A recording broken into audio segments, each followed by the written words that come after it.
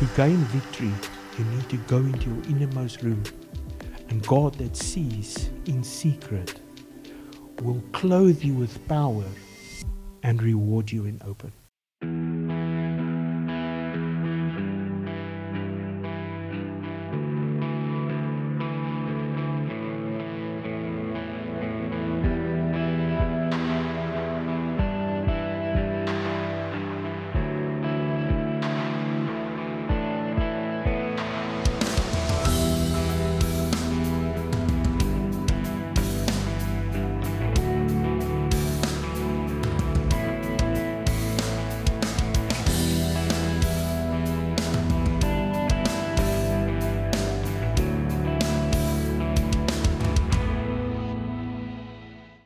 So the thing is that the purpose of what we are about to teach for the next 5 weeks is that a lot of people don't know what is their purpose. All right? So we all just getting by.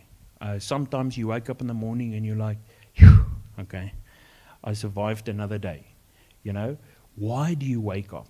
You know, when you wake up, what drives you to have that day? What drives you to want to be in that day? Because a lot of people are just surviving. You wake up in the morning and you're back in the cycle of the world. It's just a 9 to 5, or you wake up, you eat, you get dressed. For ladies, you put little mooi maak goedjies. Then you get dressed, you go to work, you sit in traffic, you go to work, you at work, you do work when you're at work, and then after work you get home, maybe you make food, maybe you get to watch a soapie or twee, as jy nie te heilig is nie, okay? Vir party mense is heavy heilig, kyk die TV nie, okay? And then you go to bed, you eat, you go to bed, that's it. And that cycle repeats day in, day out, day in, day out. Then we wake up one day and we decide, all right, so I need to do something because I'm not fulfilled. There's something missing in my life. And then we think the missing thing is planning. And then we start to plan.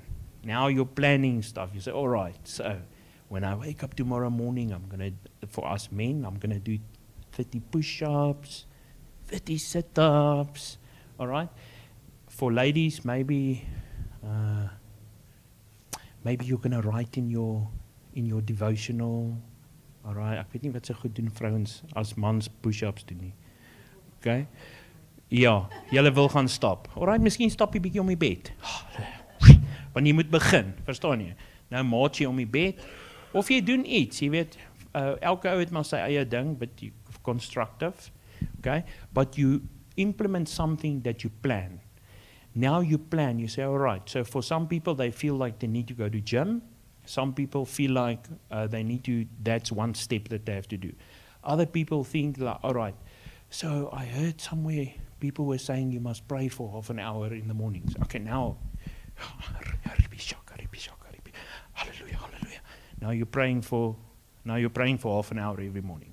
Okay? Then you hear somewhere, someone told you you're not going to have breakthroughs if you don't read Bible. Now you're going, yeah, all right. Die Here is my herder. Ek kom niks kort nie. All right, now you read Psalm 23 and Psalm 91 and Psalm 131 and all the psalms that mean that you are getting something and you're going to be okay today and you're going to survive. Now you got those. Now you get, all right. And then, you know, but still there's a problem that you don't feel fulfilled. Because those are things that we do out of a human mindset, out of a humanism, out of a humanism viewpoint, or maybe a motivational viewpoint. So the thing is, you are doing those things because you feel like you need to fix something in your life, because you feel unfulfilled. And now we try and implement systems or steps or keys or 5 doors, you know, because that's what all the books say. It's 5 keys to success, 5 keys to getting your life back, 3 steps. 3 steps, that's the best ones always. It's the 3 steps or the 5 step. Okay? 5 steps to freedom. So you wake up every morning, you do those 5 steps, and then 10 years later, you're still not free. Okay? Maybe you needed 5 million steps, not 5. But so we implement a lot of these things to get to the point, and then we still feel unfulfilled. You still feel like something is lacking in your life. All right? And it happens with people that even serve God. We as Christians want to say normally the problem there is you talk to someone that doesn't serve God, and this is the first thing we tell them. You are unfulfilled because you have that emptiness on the inside of you because you're not a Christian, because you're not saved. And then they get saved, and then they still have a problem. Okay. So the reason for that being is because purpose must be something that's part of your life that makes you want to live a certain way. It makes you want to do things a certain way. You don't read the word because of a system. You don't read the word because of a traditional or a Christian habit. You don't spend time in prayer because you're just ticking the boxes to get time over to say to God, but Lord, I did pray 30 minutes, and then when you need God, so you can then at least reference back to God and say, Lord, I have been praying now for a month, every morning 30 minutes. It doesn't tick the boxes because it boils down back to the old scripture that says there's a difference between you knowing God and God knowing you. All right? So a sheep know the voice of the shepherd, but a shepherd also knows his sheep. Okay? And you can only do that if you have a real relationship. So a good scripture for that in John Hawk, I say, God knew Abraham. Okay, not just Abraham knew God, God knew Abraham, but Paul also writes in 1 Corinthians 8, he says, he is known by God, and then in Galatians 4 verse 9 he says, rather to be understood and to be known by God. Alright, so there's a difference. Does God know you? Does he recognize your voice because of relationship? Or when you pray, is it a vreemde stem wat in die hemel inkom en sê, his voice sounds so familiar. I swear I heard it, 20 years ago when that person got saved, So it's relationship based, but we need purpose. So I said all of that so that we can get to this.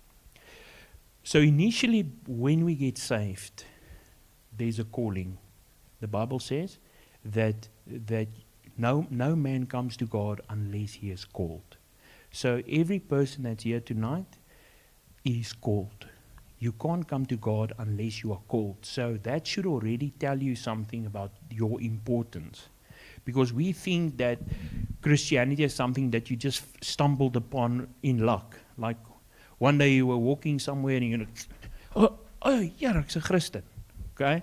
No. It's on the other side of a decision. But the Bible says that decision doesn't come unless God calls you. All right. So that's the calling that I'm talking about here. And the word says that calling is like a father speaking to a son, or a father having a longing for his child. That is the kind of calling. It's like a love calling. It's like a longing for that person to come to God. That's when you get saved. All right. But it's also on the other side of a decision. It's always a decision. So the decision is, what are you going to respond to? So when God comes, that's why we can't force people to become Christians. Sometimes you try and push someone, they're just not ready. We want them to be ready according to our standards. Like, nee man, jy sou tyd laat jy die Here dien, But it must come from a calling. So if you want someone to get saved earlier, speak to God so that calling can be louder or increase in their life, so that the calling in their heart, that they would respond to the calling. That's when they get saved. All right. So let's say you made the decision, now you get saved. All right. Now you're born again. And what happens now? Now you have what we call, now there's a purpose that God invests into a person. Purpose is the reason why you are here. It's the reason why you are breathing. It's the reason why you are going somewhere with your life. Purpose is the thing that must drive you, but it's also the thing that if you don't know it, you're going to have an empty feeling, or it's going to feel like you're part of this rat race, like a rat just going. And that you can see it in the world. Because how does it work? Parents, okay, they have children. Now they do everything they can for the children to grow up, get through school, go study. Now they get married. Now they have kids. Now the cycle repeats. Now they give everything for their children, and they help them through school, and they help them to study, and they help them in work, and then they get kids, and then the cycle repeats. So it's just, so the question is, why are we here? Are we just living so that we can, so the next generation can live, so the next generation can live? Can't be. Something is wrong. So the big question is that we need to be a rentmeester of your time. We're back at that one again for Sunday, all right? Steward, okay? So ek kon nie steward onthou Sondag en nou het ek dit wragtig weer vergeet. So we need to be good stewards of everything that God gave us, because only when you are a steward can you fulfill your purpose. But the Afrikaans is the best because it's a rentmeester, okay? But we sometimes think to be a steward or a rentmeester is only to do with money. That's how the church has taught us, okay? But that's why, and I like the direct translation of a rentmeester. It is a hire master, okay? I know it's not accurate, but a rentmeester is a hire master.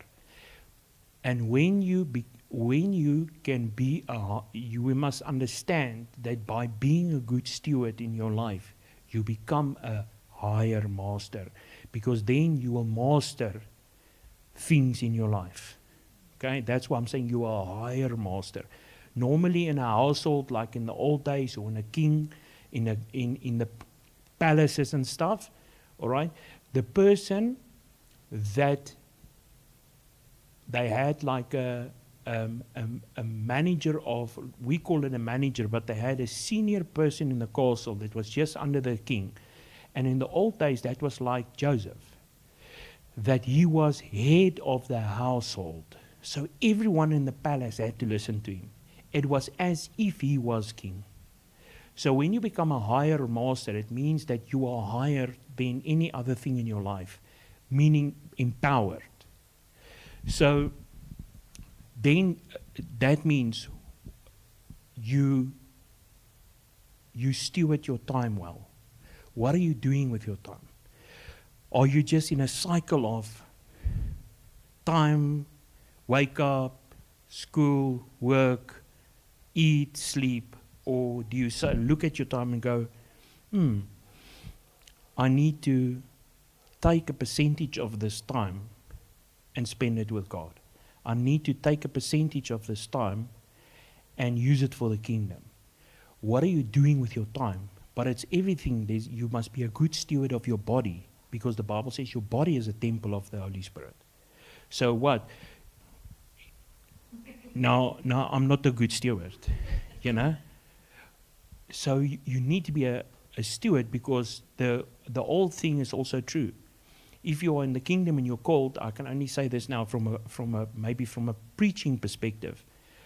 But if I'm someone that doesn't look after my body, when I get to 50, now I'm crippled, and I want to stand there with my kiri on a stage, and I want to preach to the people and tell them that you can have a victorious life. Okay, that doesn't really look like a person that's got victory. But because that person didn't steward his health well, therefore when he gets older, now the Bible says that what you sow to the flesh, you will reap harvest to the flesh. So if you eat 10 kilograms of pop every day, after a couple of months, you're going to have a problem. After a couple of years, you're going to have a serious problem. Maybe after that, then you start getting heart attacks and you have cholesterol and all of these things because you never stewarded your body well. Okay? So the body, if you look after your body, now maybe I get to an age of 80. But because I looked after my health, I can still preach on a stage when I'm 80 or 90 or 100 years old. Okay? My dad is a good example. He's 78 years old, you know. He looks as healthy as ever. He's a machine. He's preaching every day. He's traveling, driving like 300, 400, 500 kilometers every day, going to somewhere to go preach or have services, because he's stewarding his health well, but he's doing it in the right way. Okay, so I don't ramble trail too much. Okay, so that's purpose, but purpose is there for a reason. Because each and every person that's here tonight, you must understand that God has a position for you. Every person has got a position in the kingdom. Okay? So your life is not without position. And every person is called. So God's got a plan with our lives. Even though plans differ and callings differ and positions differ. Everyone, God's got a plan with everyone's life. Kan julle dit amen? Okay? Kan julle ten minste saamstem vir dit? Alright. In the kingdom we have a position. Everyone's position is different. Okay? But ultimately, we are still, even though our positions are different, our value is the same. Remember. So maybe you're just a person that's like Cynthia now planting little flowertjies for us, all right? And maybe there's another person, you know, that's going across the world and is preaching to 5 million people in a crusade. The position is different, but the value is the same. We are still all equally in value in the kingdom. So that is why there's different places in the kingdom. Some are just a gift to the church. Some are a leader in the church. Some are a business person. Some are just a role model for youth. Some is someone looking in a kindergarten for babies. But the Bible says there are different parts to the body. But they all have equal value, because I can't do if I don't have a klein twinkie, you know the story, if you don't have a small toe, you can't walk, you don't have balance, you fall over.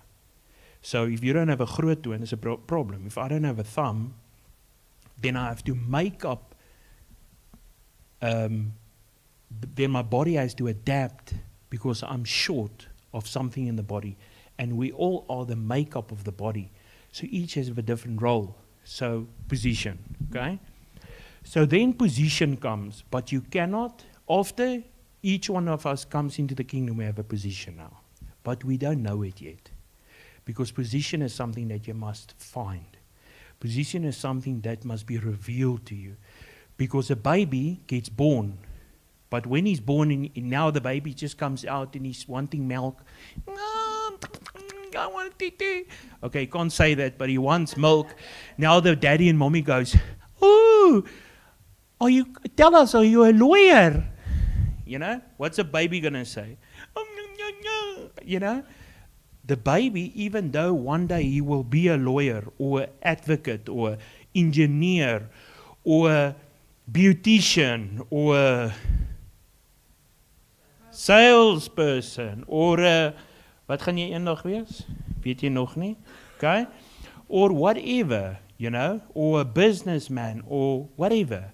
You are that, but you are not that yet. But you are that already. Okay? So now, in that process, You have to grow up and grow into it. And that's why you take possession of it. Okay. But the God is so awesome that He doesn't let you do it alone. There's always after there's a position, there's always a clothing. Okay? And the clothing is the Holy Spirit. So the Holy Spirit will always come and clothe you, empower you, enable you. The Bible says that the Holy Spirit is our helper, our teacher, our guide. So He's our companion. So we're not God doesn't expect us to do everything alone. He gives us His helper. Okay? So He clothes us with an anointing. He clothes us, gives us the Holy Spirit, and there's an anointing, an empowerment. It's like a cloak that you put on. It's like a gown, okay, that you have. And that enables you to now go through life and have victory over problems, have victory over situations. Because straight after clothing, there's always the process. And this is where most of us fail. Because 99.9%, we rebuke every process and we think it's Satan. So and we forget that the Bible says that we are a living sacrifice. And this living sacrifice, okay, what is a sacrifice? Sacrifice is something that's being burned on the altar. Okay? And the Bible says that God is a refiner's fire. So He refines us. This fire comes and He refines us. Why? Because He wants to get all the impurities out of our life. He wants to get rid of all the toxic stuff. He wants to get rid of a lot of things in our life. And He ultimately wants us to mature. Because no one, even though it's nice when there's a baby, you can't say to what will happen if, because we like babies small, we say, all right, no, you have to stay like that. Stay, don't grow. You can't. A baby will grow up. So in the kingdom, we will grow up, if we like it or not. The difference is how do you grow up? Because the Bible says that a good parent, he says that train your child in the ways of the Lord, and when they get older, they will not depart from it. But we sometimes only use that for children. But that scripture is not just for children. It's for the kingdom. Because God is also our parent. So from God's perspective, if you train your child in the ways of the Lord, growing up, when you get older, you won't depart from it. Because we are children when we get saved. All right? So that scripture is not just for kids, it is for kingdom kids also. We are all kingdom kids. So now we grow up. Now the process starts. God needs to work on your temper. He needs to work on your buttons. He needs to work on your reactions. He needs to work on your irritations. He needs to work on all these different things. Okay? And the Bible says that in Isaiah, he says, God created the blacksmith that designs the weapons that is formed against us. So trials, and he says, you will go through trials. You will go through those things. Why? Through tests. So that we can pass those tests and grow. Because you only write matric once. You don't have write matric and then you go back every year. Okay, I just want to check if I can still write matric. We're like, 40 days. Hier gaat ons, matriek is klaar. School is finished, I'm not going back. Okay? Wil iemand terug aan skool toe? Oh, nee, dankie. Ek het baie keer gesê as ek terug gaan sou dit Joel gewees het. But you get what I'm saying. So when we pass it, we forget sometimes that if we pass a test, if we pass a process, you don't go back to it. You only grow from there. But every victory is an empowerment for the next test. Because if you are small and you walk and you bump your knee, your child, alright, of ouers sê, nee, laat hy sy les leer. Is ek reg? Is ek reg? Het jy jou? Ja. That's how we learn. We learn by experience. But if you are never going to allow the process of experience in your life, how are you going to grow? You will just keep on bumping your head. Okay? So you have to allow the process. Okay? So every time when the process comes in our life, there's something called we're right back at the beginning. There's a decision. Okay? So when the process is in your life, you have a decision. Okay? You have a choice. How are you going to handle the process that's in your life? And sometimes we want to rebuke the process because the first thing our go-to place is always, Satan, kom uit my pad uit. You weet? Or we come to church and we say, just pray for me, I need to go. Die vyand val my aan, I need to get rid of this thing. We give the enemy far too much credit.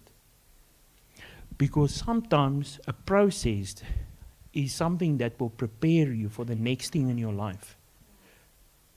Because God has certain things planned.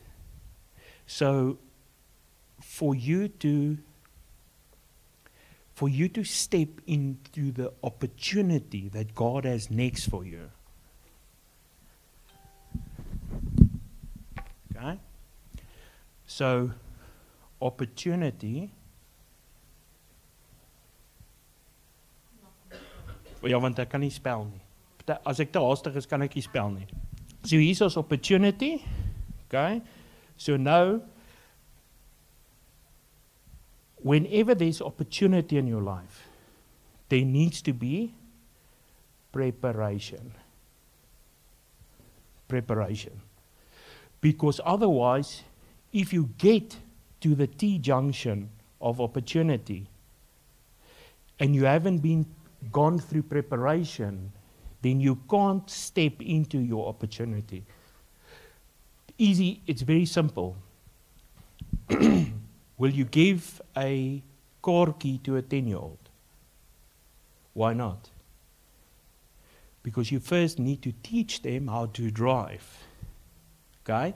Otherwise is dit soos ek. Dan klim ek in die kar en dan stamp ek die kar as ek 9 of 10 jaar oud is en dan wil jou pa jou klaar doodmaak. Okay? So, if you are too early, you make a balls up. If you are too late, you miss it. Okay? So, that's why you need to sometimes allow the process of preparation in your life. So that when the opportunity, opportunity, another word for opportunity, is the opportune time of destiny. So God has a plan for our lives. The moment you said, yes, thank you, Lord, God has a plan. And the opportune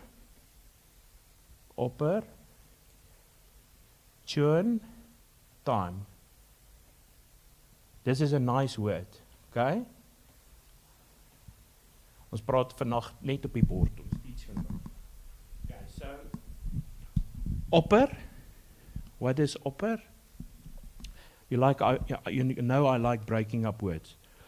Opper is to be above. Opper, not lower. Okay, it's my Afrikaans English. Okay? Opper. Okay? So, trappe van vergelyking. Okay? Jy kry opper.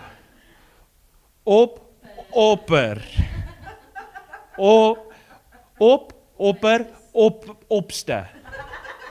Alright? Okay? So upper is higher than normal. That's basically what I'm trying to say. Tune is a frequency. You need to be in line with God's frequency. So when you are not in tune, van ons ouer mense hierso, knows what is a radio that goes. Alright? Is ek alleen? Wie's nog? Jy weet? Say and I'll say. Alright? So in the old say hallelujah. So in the old days you had a radio, and if it wasn't in tune, it went and then you need to adjust it. If you adjust the frequency, then you hear the signal and the message, or then you can hear what they are saying. And opportune, so tune is like a frequency. So you need to tune in to the correct frequency. And then time is you need to be on time. Sometimes we are not present in the present. Sometimes we miss opportunities in life because we don't look for them. We don't see them. But they are there because we are distracted. So time, you need to value your time and always look for God in every situation. Okay? So if you put these three together, okay, it means that there's a higher way where you have to be in tune with God and you have to adjust or recalibrate your frequency so that you can make the most of the time when God, because if it's a divine timing. Because if we have let's say for instance, I say to you today, whoever is your favorite hero is going to be here at 6. But he's going to leave at 6:05. Okay? Miskien vir van julle is dit Bobby van Jaarsveld of okay, of Appel of ek weet nou nie wie se heroes hierso nie. Alright, hè? Okay. Ag, dit's nou baie geestelik daai. Maar okay, haleluja. Okay. So ek sê net as jy weet, Bobby gaan nou hierso wees om vir jou 'n handtekeningkie te gee, 6:00, maar 5:06 moet hy ry. Nou kom jy 6:15 aan. Waar's Bobby? Ons almal sê, Bobby is weg. Jy verstaan? You have to be there at the right time. But to do that, you need preparation. Because in the preparation part, you learn to be higher. In the preparation part, you learn how to tune and how to recalibrate, to hear God's voice. Because if you can't hear His voice and He's telling you, you need to be at church 4:00 on a Sunday. All right? And you can't hear it, you're going to miss it. So you understand, you need to be in tune. And then the time, 4:00. Okay? But if you don't go through this, then you will miss your opportune time. Amen. Okay. So, anyway, that is part of the decision. Okay? Now, after the decision, there's only two directions, if you like it or not. Okay? There's no gray area. There's only 2 decisions that you can have in life for everything. The one decision is to have dominion. Dis mooi geskryf daai. Dominion. Okay? Toe maar Sondag het hulle heavy gesukkel toe ek dit skryf. Victory and possession. Okay? Okay? Hierso, not making the right decision, then you will go in the direction of defeat and what I call a pitfall. Okay, daai is 'n mannetjie in 'n put. Okay, as jy gewonder het, okay? Kan jy daar sien? Okay. Sorry. So this is a pitfall. So this mannetjie is in a pit. What happens if you're in a pit? Okay? Are you going anywhere? He's in a gat. Okay? Or can you get out yourself? You need help. Are you going to miss things now? Yes. Are you most likely going to starve? Yes. Are you going to be thirsty? Yes. Are you going to miss opportunities now? Yes. And that's how simple yet difficult it is. Okay? That's why the Bible says, thank God in all things. When there are trials or tribulations, when there are difficult things, we did those scriptures a couple of Wednesdays in a row. Okay? The Bible says, be thankful in all circumstances. Why? Because by seeing God, by seeing Okay, hy sê oë, by seeing, okay, is groot oë. Okay, by seeing, all right, by seeing God, if you can recognize God in a situation, hy so. Okay, so the thing is, let's say this is heaven. Okay, heaven.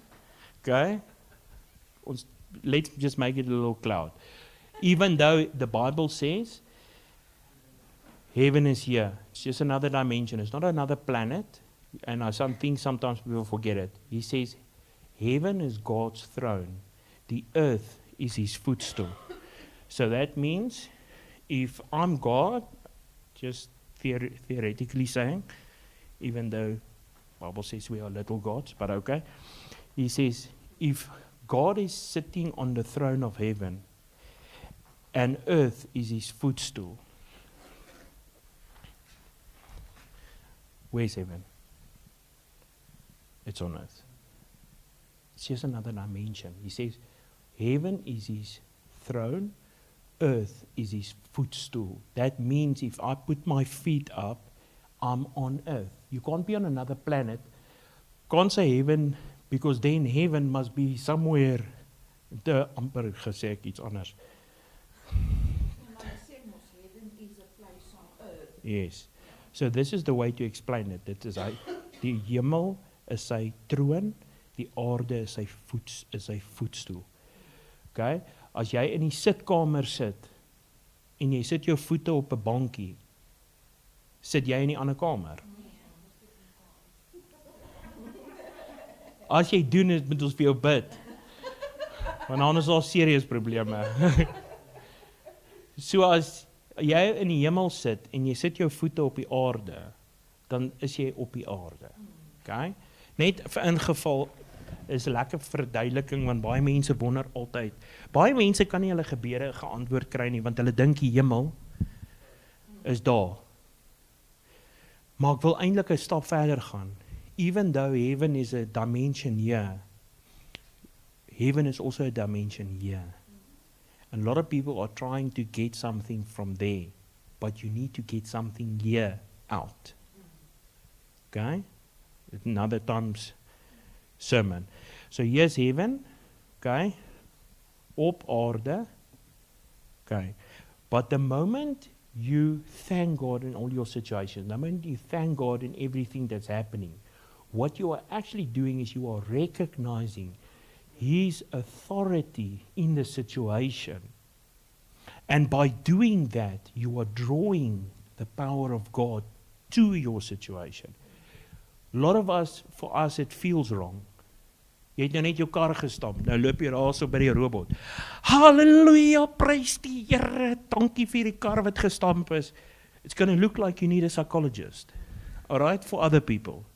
Okay? But that's exactly how it works, because we're living in an upside down kingdom. You have to give to get. You have to ask to receive. You have to be the lowest to be the greatest. You have to be a servant to be a leader.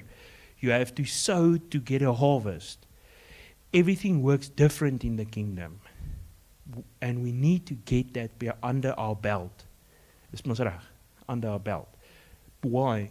Because a lot of the times, because we don't understand the kingdom and how the kingdom works, we are struggling with our prayer life, we are struggling with our breakthroughs.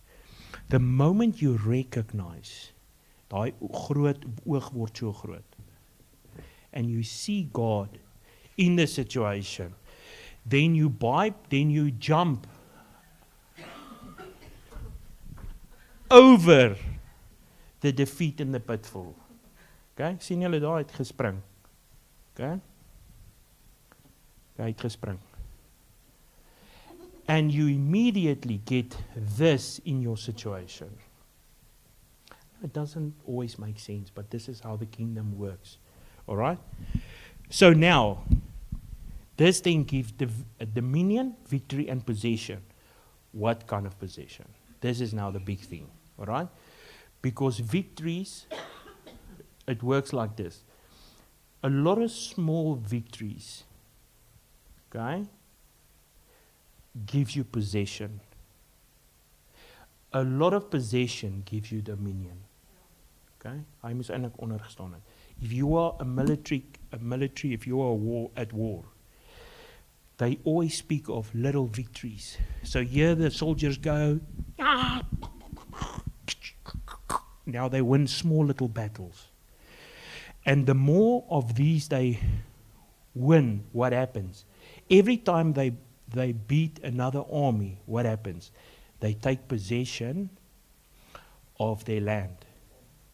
Of they advance, dis reg. Okay?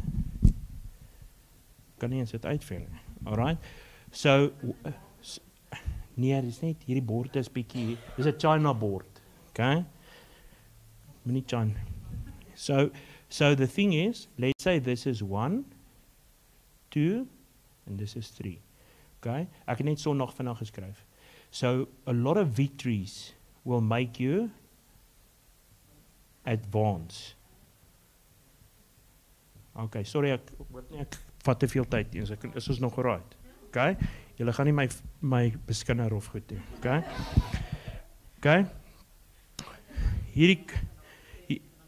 Hierdie kan, onthou, ek weet meeste ouens gaan kerk toe vir 'n wash and go, maar ons doen welhuis. Alright, hier doen ons welhuis. Ons was die matte, was die dak, gooi goedjies in die dashboard, ons sit, maak jou, spray toilet, spray in jou filters. Alright, so a lot of victories, you will advance and then you will take possession. Okay? So if this is a chart of, let's say, Africa, okay? Goeie Afrika, het lyk meer soos 'n onderbroek, maar okay. Alright, this is now, alright? Okay, this is South Africa. Okay, South Africa. Alright, so what happened in the 1400s? Jan van Riebeeck het hier aangekom, alright? They came with their little ships. Ek kan daar 'n skip teken. Okay, they came with their... Alright. It likes soos ek gooi. Oh.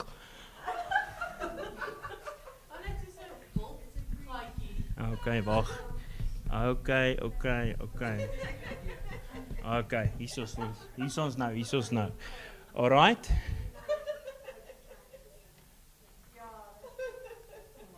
Okay. Alright. En hier is 'n mannetjie met 'n visstok. En hierso, okay, maar daar sê nou. Die water doen dit. Alright. Yes, en ek wen Pictionary 6 love. Okay, hier is die water, sien is die water. Alright. So on your Africa map, okay, now we've got South Africa. As ek dit sê, dan lyk dit nou anders, ek weet. Alright, nou kom die skippies. Hier kom die klomp skippies. Okay, hulle kom. And now they get to the bottom of Africa or like any country. Alright. Now what happens? Now they start fighting. Okay? So let's say this is a piece of ground like in the old days, like of a bigger piece. Now they win a little victory. Then they take another victory. Then they have another small victory because they're fighting all the different nations. It's like in the time with Israel. Amper sê ek weer die Palestinians. The Philistines. Palestine het eers later gekom. Alright? The Philistines and the Sadducees and the Lusiostenes and almal ouens, okay? So now they take little victories. Okay, victory. And as they take victory, they advance. Are you with me? Now they advance, and as they advance, they start taking possession of the land. And what happens after they've conquered, they've possessed all the land? Then they'll have dominion, because now the whole piece of ground is under their dominionship. All right? As julle met my op my mooi teken.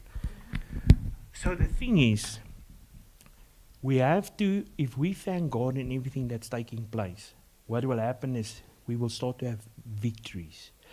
But if we remember a victory, like I said earlier, when you conquer a process, you start having victory.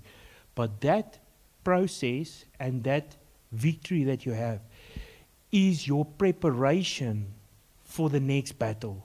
Because once you've taken this, what happens to that army? Hulle voel nou 'n bietjie gemotiveerd.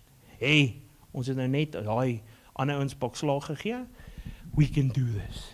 Now there's greater motivation. What if you pray and God answers your prayer in a situation, then you go into your next thing with greater boldness. Is julle met my? That is yes. So then there's a renewing process because now you are starting to focus on the victories. You are focusing on the things that God is doing in your life. You're starting to see more God's ability in your situation than the enemy's ability to attack you. Because your mind is now being renewed. So now you're having victories. Want as jy weet, think about it. It's like any skill in life. If you have mastered something, then you don't stress and worry if you'll be able to do it again. You're developing muscle memory. You're developing a skill. So if you know that here's this thing, I can't, let's say this thing weighs 10 kilograms. Okay, I can move down. All right? Now, tomorrow, am I going to stress about picking it up? Why? I already have the victory. I know I can do it. Now, let's say it weighs 20 kilos. Now, I try to pick it up. Okay. Yeah, sure. What do I do now because I can't pick it up? If you can't pick up the weight, what do? Now, I quickly run off to Virgin Active. Okay, I go gym. What? I go train my body. Now, to develop the muscles, now I go back. I've most now exercised. Now I go to the same weight. Oh, that was easy. Now I want to pick up something heavier. So every time when there's a process, there's a development in your life, spiritually and naturally. But you have to allow it. Because I can now go and say, So imagine, under this 20 kilo, I could pick up the 10.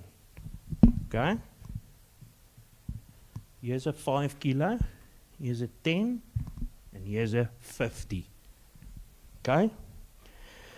So I can pick up the 5. Yes, thank you, Jesus. Hallelujah. I'm okay with this, Lord. Now a more difficult situation comes.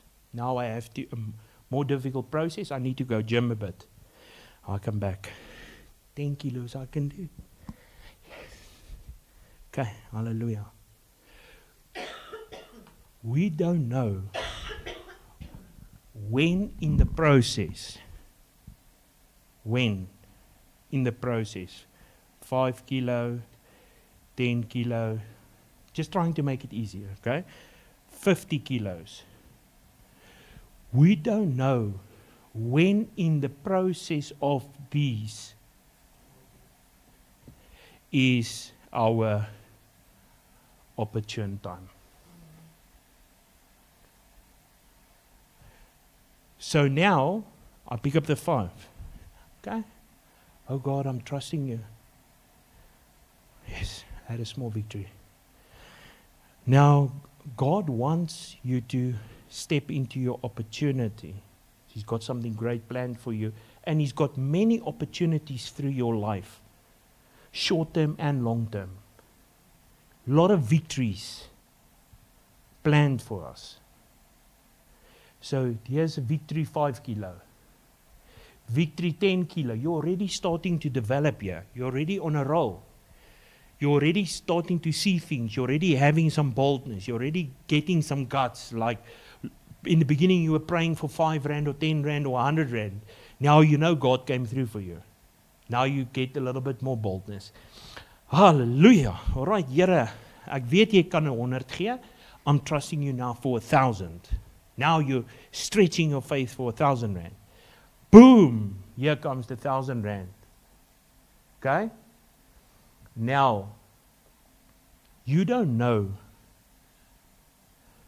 when is the upper tuned time, because you are busy being tuned here.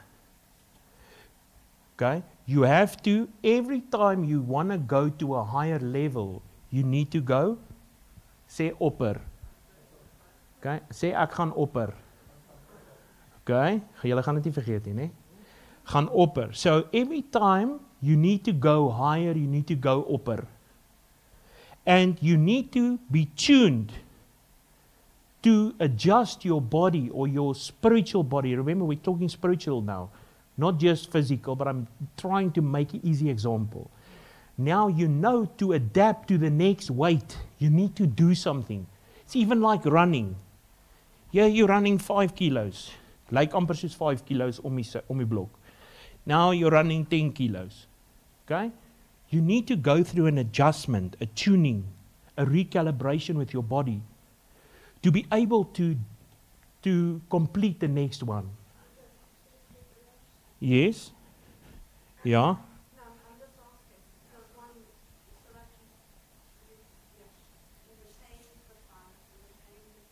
Yes. Yes. Yes. So remember, what is the preparation? Okay? For all of them, there's things that I need to do where I prep myself. If I'm cold, my body is cold. Can I just run 5 kilos? Can I just pick up a weight? It depends on your age, I guess, but let's take age out of the factor. Okay?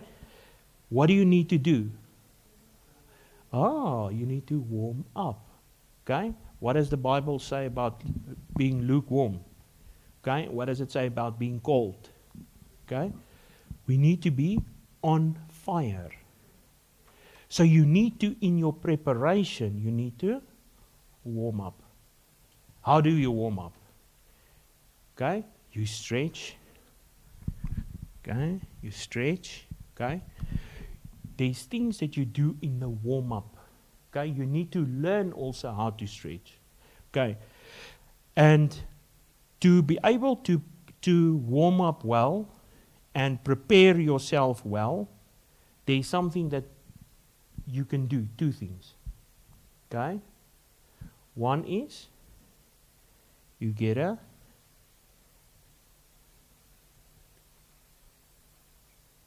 coach. Okay? Someone that knows more about picking up things in your life. And you go and spend time with them so that you learn what to do. Okay? What's the second thing you can do? You can go study for yourself. Okay? That's 1. Ek sal actually 3 daar sit. 2 is you go study. You get what we call a manual. Okay? So what is the Bible? Bible is our manual. It's our guide. It's our recipe book. It is our go-to place where you learn. Okay? So it's our manual. You have to go study. Okay? If you buy a new appliance, or the appliance, actually we can just figure it out nowadays with technology, all right? But if I give you something to assemble, soos 'n kot, heerlikheid, okay? 'n moderne kot. I mean, even the things you buy from, wat is daai plek waar mense waar mense die houtkassies koop in die Deco fan. Daai plek is die grootste irritasie in die wêreld. All right? Because you have to pay extra so that they assemble it. All right? And I always want to save money. Then I was like, Patricia's like, liefie, laat hulle dit net aan mekaar sit. Ek is soos, ons nie manier nie, hulle vra R500. Ek is soos, ek vat daai kas, ek gaan hom aan mekaar sit. Hoorie, 5 ure later. 5 ure later het ek daai dikke fin kassie aan mekaar, en het ek nog steeds skroewe oor. Okay? Ja, dan sê ek vir myself, Patricia, ek het jou gesê, die goed gaan nie werk, dan sê ek soos, dis ekstra liefie. Maar dan, so 6 maande af, dan begin hy ding so lyk. Dan begin hy tafel skeel raak, soos 'n ou wat die hekkie oopmaak, kan klim hy oor die heining. Jy weet? So, is mos maar skeel hou, soos 'n poepoogie. Hy maak die hekkie oop, gaan klim hy oor die heining. Ja, hy lig die toiletbak op en piep hy in die bad. Okay? Alright? So, that is now, then you go study, voordat ek begin grappies maak. Okay? And then, number 3 is, what can you also do to learn? The Bible says in Hebrews 12, it says, go imitate the faith of the previous generation. Okay? Is daai prentjie nou steek nou vas hierso. Alright? Toe maar gelukkig kan ek dit uitstink. Can imagine wat dink die mense op kamera van hierdie skeel hou. Okay? Alright? So Hebrews 12 says we must imitate the faith of the old. Okay? How do you imitate the faith? You go and look how other people did it. Okay? You go look at other people of faith. You have a family member that you can lean on and say, mommy or daughter or whatever, I'm struggling. How did you do it? Oh no, I did this and I did that and this is how I got my victory. Okay? Of 'n ouer sussie en 'n jonger sussie. Okay, sis, hoe het jy hierdie goed gedoen? Nee man, ek het so en so en so gemaak. Alright? So you learn from a previous generation. You go look at others, how others did it. You go watch videos, you go watch sermons. You go look for things where other people had victories. Okay? Those 3 things. Okay? Alright, that's preparation. Okay, but I'm still trying to get to my 50. Okay, so now, thanks Cynthia, I'm kon ek hierdie nou verduidelik. Okay, now we have these 3 things. So we've had our victory, we've had our victories, we're doing good. But sometimes, God needs to challenge us. Why? Because the Bible says, a faith that's not tested is a faith that cannot stand. So our faith needs to exercise and we need to go through stuff. But please keep in mind there's a difference between a faith that's tested and being destroyed. There's a difference here. If this is what you are experiencing, then you need to go back to the drawing board to see where did you not have victory over a certain process in your life. Okay? So, to get out of this, we just need to repent. Okay? Bible says, it's the word, is my bord vol, ek moes eintlik vanaand die groot bord gevat het. En as ek so teken ek baie beter. It is the word metanoia. It's eintlik 'n ei. Metanoia. You know what's the word metanoia? So metanoia is the Greek or the Hebrew word for repent. Okay? That's the Greek word. And it means 180 degrees. Opposite direction. Why do we in our time, practical, why do we need to do 180 degree?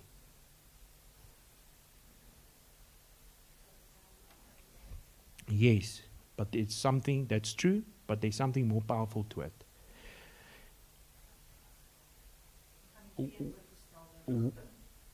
Ook reg, 100% reg. What is the year? What year are we in? 2025. Okay?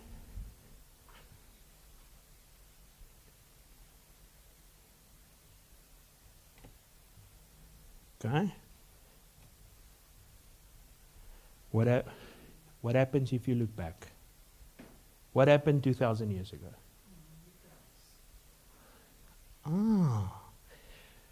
So if we, you catch it, if we look back, we look to the cross.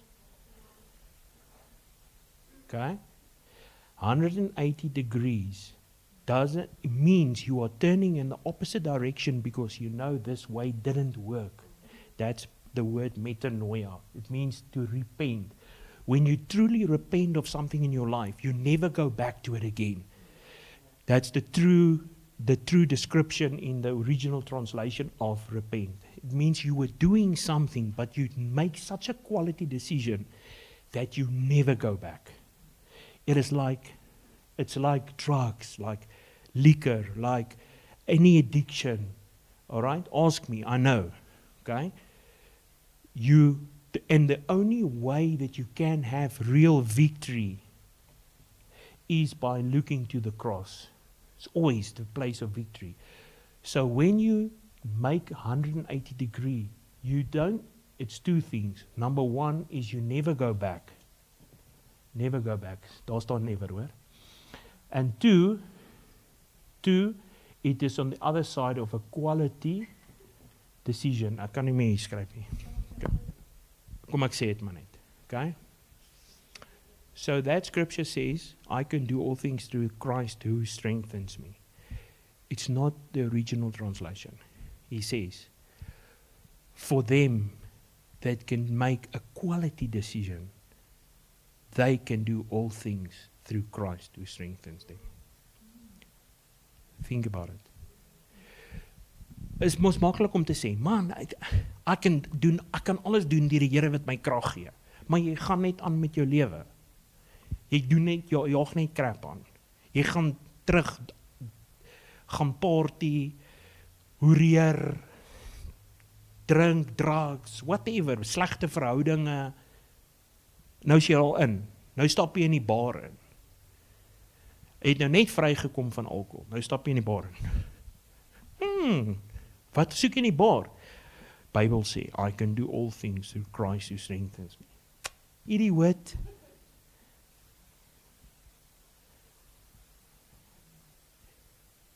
Don't hire a flat above a bar if you just got free from alcohol. Moral of the story. Hoekom? Want jy gaan teruggaan. Ja, jy moet wysheid ook gebruik. But when you get gutful of being gutful, that is the place in your life where you make a quality decision.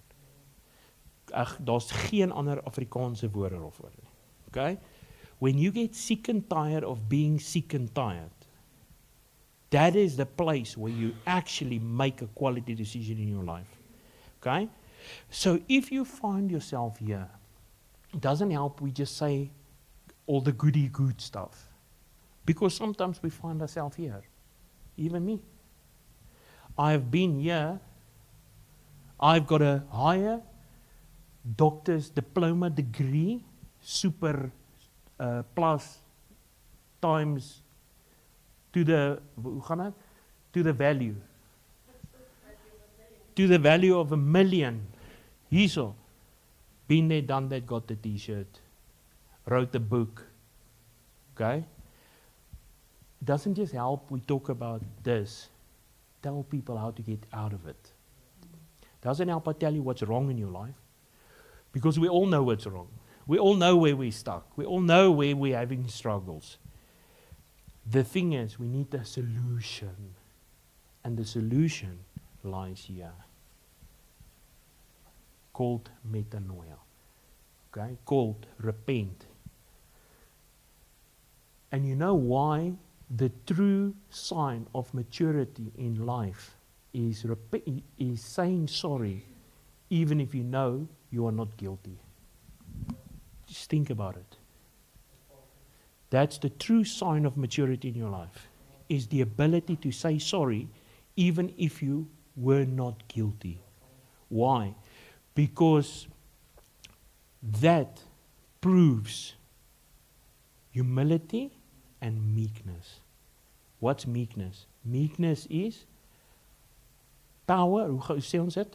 Meekness is power, is having power and choosing not to use it. That's meekness. That's true meekness. Humility is surrendering and saying, I can't do this, I need God in the situation. Get from here to here. We need to repent. And sometimes that's the hardest thing to man or woman up to actually take the blame and say, Lord, because even Adam blamed Eve. When God said to Adam, hey Adam, wat doen jy? He blamed God and Eve. In once. He blame shifted.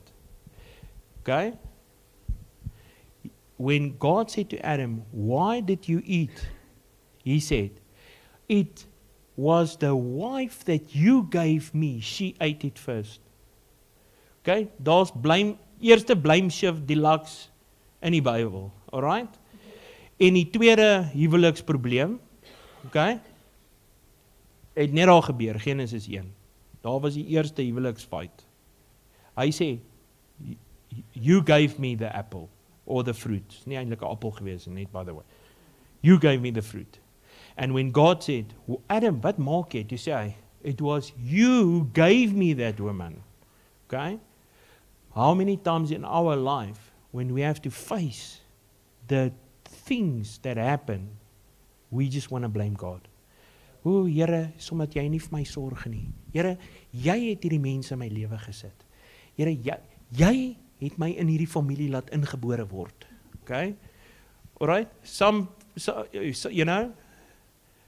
family you can't choose. You were born into it. But other families you have a choice. Okay? Unfortunately. Okay? Unfortunately, fortunately. So, you can either blame God for the situation, or you can be mature about it and repent. Because in repenting, saying, God, I missed the process. I'm sorry, I should have reacted better. I should have handled it better. I should have prayed better. I should have trusted better. The moment we can be humble and meek in a situation and go to God and say, Lord, I actually take responsibility for this. And I thank you, Lord, that right now I can repent.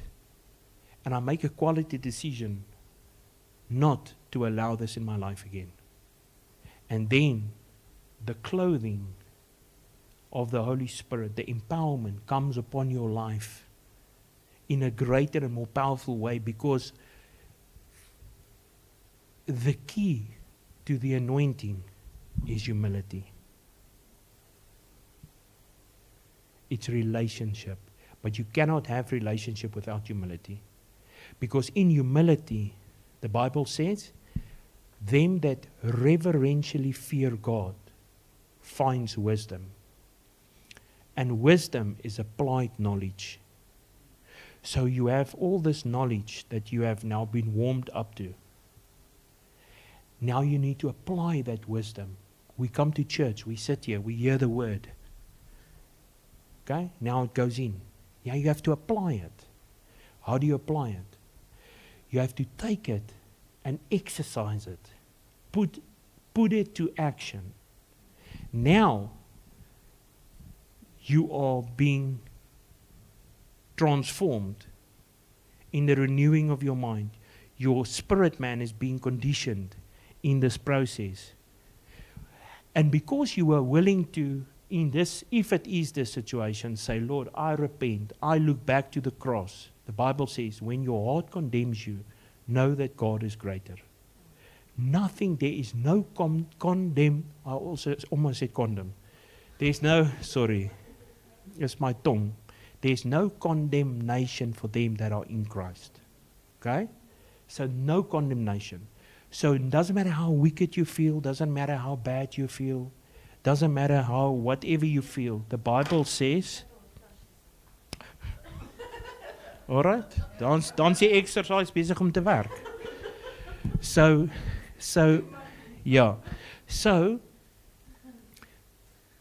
there's no condemnation for them that are in Christ. So here, if you turn around and repent, then you go walk 180 degrees opposite, because you are now looking at the cross, you're looking at Jesus that paid the price for you. Now you make a quality decision after that. Do not go do it again. Do not hinder the process again. And now, because you allow the process, the clothing part will empower you in the process. Because that's why the anointing is there. And if you're struggling in your process, then it's a very easy step. Take one step back. Where are you lacking? Because if you are struggling in your situation and in your process, then it's one of two things. Either you need to endure, you need to be refined, conditioned, because going to gym and exercising is not easy.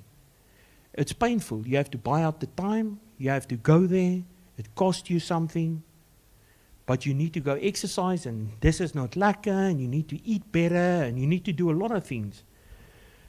But it's easy. You just go step one back and say, all right, if I'm struggling in my process, then I need to go spend time with the Holy Spirit.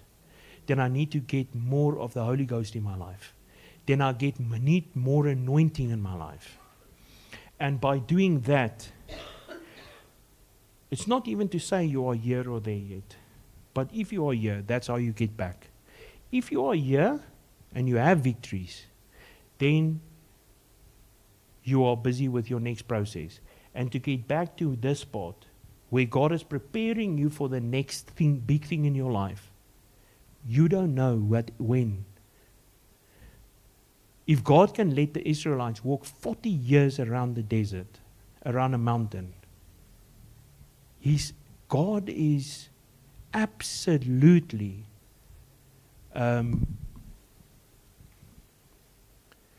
let's just say you can't figure him out.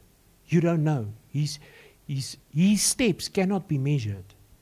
You don't know. Your greatest breakthrough in your life can be tomorrow. Can be tonight. Okay? You don't know. We can't measure God. He's unmeasurable. So you don't know when this is. And because we don't know when our opportune time comes, we need to stay be prepared.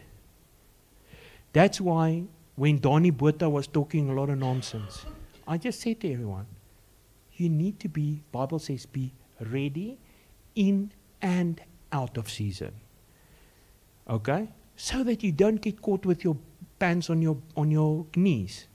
Okay? You need to always be prepared. In preparation. You wake up every morning. Why? Because you have a purpose in your life. You know you are serving God because He is your Father. Because of relationship. You know that He's got a plan for your life. Your purpose for living, there's something in the kingdom with your position that you need to possess. Okay? You need to take possession of it. God can't take possession for you. But by allowing this process, you will eventually possess your position. Okay? Are you with me? Now, you don't know what's hidden in your next process. It could be the greatest breakthrough that you've ever needed. Okay? But we don't see God for the breakthroughs, because then you'll miss it. Because then your victories will be short-lived.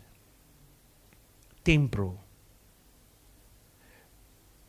We don't seek the blessing, we seek the blesser. We don't seek the healing, we seek the healer. Okay, always. We don't seek God's hand, we seek the God of the hand. All right? Very important. That's a relationship. And that's where you can always trace it back. But what I'm saying is if you can endure and you can keep your decision right and allow the process and thank God in the situation and draw God into your situation every time, you will start to have more victories. And as you allow more of the process and more victories, you'll eventually take more possession. And it's like that in finances, it's like that in your health, it's like that in your workplace, it's like that in your dreams that you have, that you're trusting God. It's in everything that you are trusting Him. This recipe, if you want to call it, or formula, is how it always will work. It can't work another way. So then by obtaining enough of the victories, you'll start to take possession. And that's where you start to experience the goodness of God like unreal. And you're like, wow, I'm actually blessed. That's where people ask you, how are you? And you don't, most people, I know you don't know anyone like that, but I know some people, if I ask them how it goes, I better get ready, okay? Because they're about to vomit. They call them all. They've got names. Ralph, George, they got names, these vomiters. Okay? And that's how it is. The moment you ask them how it's going, if you can feel, just fail. Okay? That's why you need to cut that. Get in the right, where is it? Mix with the right people. Familiarity breeds discontent. Wat sê jy oor oor die verkeerde circles? Bad company corrupts good fellowship, or good character. Some translations say good fellowship, but bad company corrupts good character. You need to stay in the right circle, be in the right people, okay? People that will celebrate you, not tolerate you. You want people that will celebrate your victories. If they don't celebrate your victories, Moksha? Okay? Moksha? What's it? It's delete. Alright? Block. It's Facebook. Ja, dit sê. Jou duim moet sulke dik spiere hê. Jou duim moet so lyk, soos 'n bicep. Ja. Ja, wat block. Delete. Kry hulle uit jou lewe uit, man. Laat iemand anders vir hulle bid. Okay? And then you will start to have possession. Eventually you will step into dominion. Okay? And once you have this transition, you're gonna be surprised, because then you're gonna have faith for big things. Because every time one of these happen, you can add a 0. Here you're trusting God maybe for 1,000 rand. This is 10,000. Maybe this is 1,000,000. And the joke is that you're going to actually believe it. And it's actually going to happen. In my own life, me and Patricia's life, I can give you thousands of testimonies. All right? But I don't want to intimidate people by that. I want to inspire you today and say, you can do this. Just go back to the drawing board and make a decision. Why are you here? Why are you waking up? Why are you setting time apart? Why are you reading word? Why are you praying? I'll give you one thing that happened to me. I was fasting. It's just out of Bible school. Man, I was so hungry for the power of God. I'm still, but back then I was like, Here, ek wil net die dooies opwek. And I used to go everywhere. If I just hear of a dead person, I'm there. It's iemand dood. Ja, ek wil gaan bid. That's how I was. You know, almost, wat is die woord, unemotional or, you weet? Because I didn't even care if I hurt people's feelings. If I hear someone's dead, I would need to pray. So, and I decided I'm going to fast. So I decided, all right, I'm going to fast 40 days. My very first long fast. And man, I tell you, I was like, I thought after that fast, I thought, God's going to use me like, man, I tell you, and I was fasting and fasting and fasting. And then I got to like 30-something days. Is it now coat? Looks offset. Well, and I got to like 30-something days. Man, I'm so on fire. I think the world's not ready for this guy that's going to come out of the fast. You know, I'm just young I'm a young Christian. Just think I can do anything. You know, no maturity. I'm like a baby. You know, but anyways, God still loves that. Okay. And then we needed to go to a hospital to go and pray for the sick. And I'm like, when I get to that hospital, we're going to clean it out. Okay? So just before I go to the hospital, at that time, my mentor at that time was Prophet Kobus. So Prophet Kobus calls me out. He said, hey, Rian, come here. I was like, yeah, I'm Kobus. He says, you're going to learn something valuable today. I'm like, yes, man. Hospital cleaned out. I'm going to learn something, definitely. And that's what I thought. And for me, it was all about getting the power, getting the power, getting the power. And then I went to the hospital. And as we got out, there was this guy coming down with a wheelchair. And as he's coming down, I look, because we're 4 people. And all 4 of us was praying. And as that guy with the wheelchair comes, I look around, these 3 guys are gone. They, their history, okay, they're gone. Hulle staan agter die ou met die rolstoel. Rian, jy kan dit doen, bid vir hom. All of a sudden, that boldness, like we're all going to pray, they is gone. Now it's up to me, okay? So all 3 guys are standing behind the wheelchair guy and they're looking at me.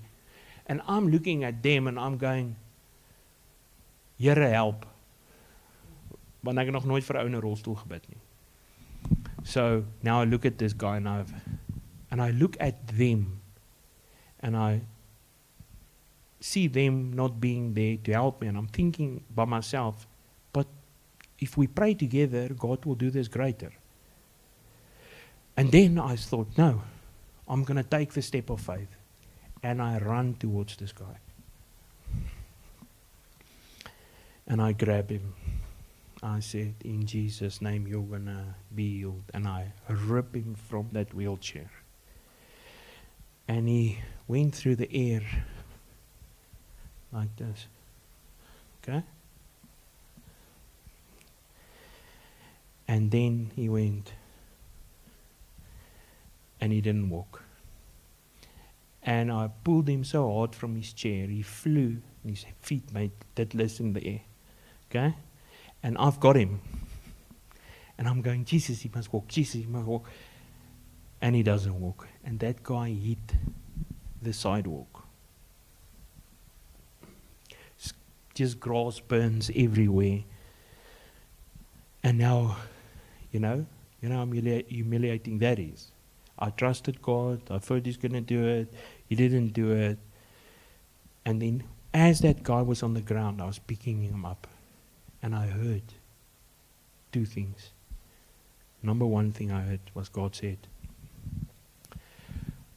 Are your eyes on me, or are your eyes on other people? Because I look to my friends to help me pray. But God doesn't need other people in your life to help you.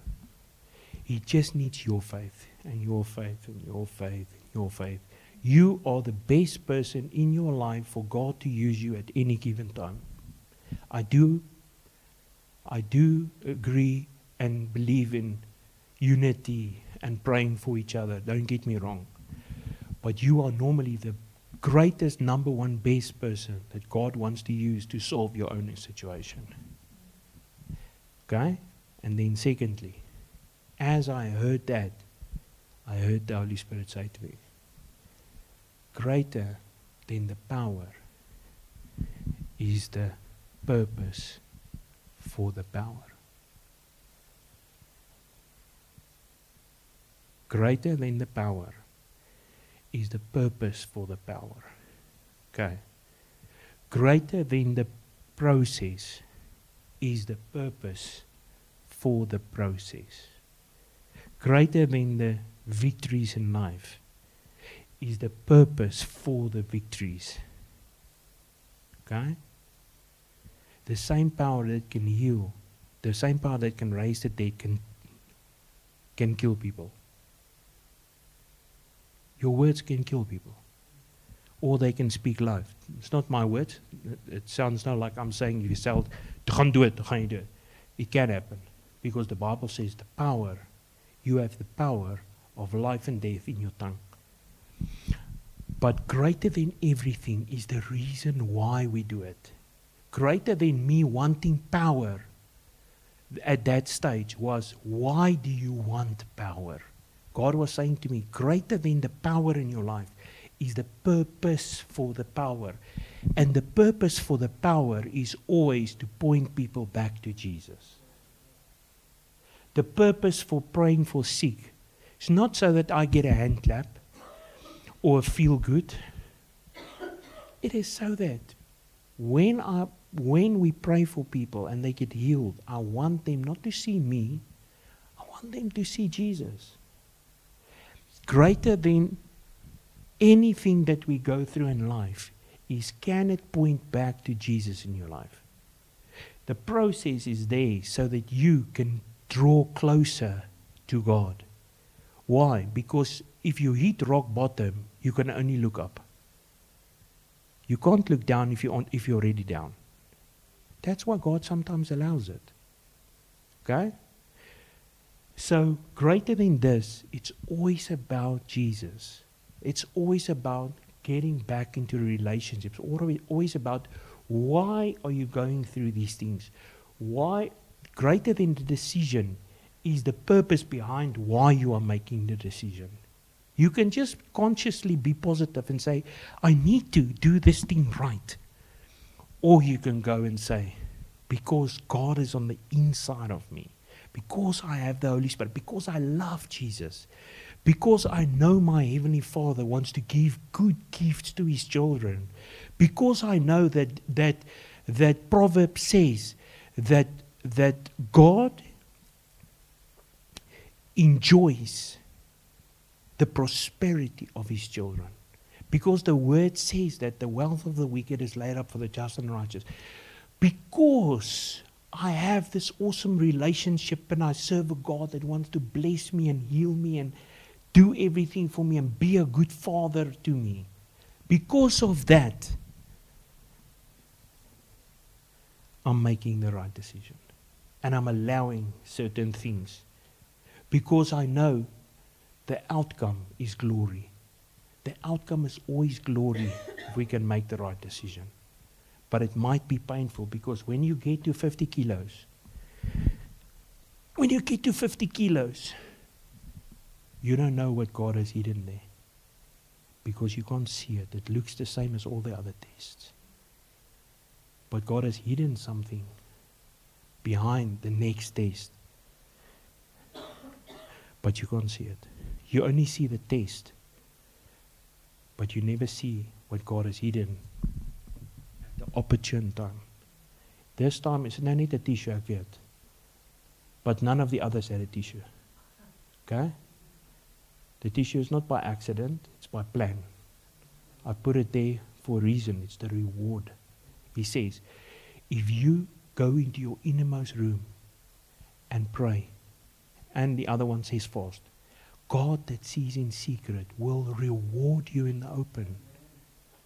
If you are struggling in the process to gain victory, you need to go into your innermost room, and God that sees in secret will clothe you with power and reward you in open. Okay? You don't know what's hidden behind your next test. And you must always treat every test as if the next thing is your greatest opportune time of your life. Because if we live a life where we're constantly expectant for God to move, He will. Amen.